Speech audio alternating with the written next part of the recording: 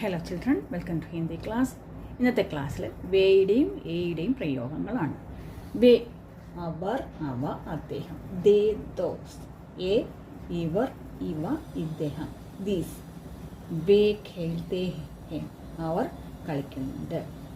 വേ പഠ് രഹേ ഹെ, അവർ പഠിക്കുകയാണ്. വേ എന്ന് പറഞ്ഞാൽ അവർ. വേ അധ്യാപക, അദ്ദേഹം അധ്യാപകനാണ്. വേ എന്നുള്ള റെസ്പെക്റ്റോടു കൂടി നമ്മൾ വേ ചേർത്ത് പറയും. വേ ഫൂൽ ഹെ, അവ പൂക്കളാണ്. അവ എന്നിനും വേ ചേർത്ത് പറയും. ഏ ഖാ രഹേ ഹെ, ഇവർ ഭക്ഷണം കഴിക്കുകയാണ്.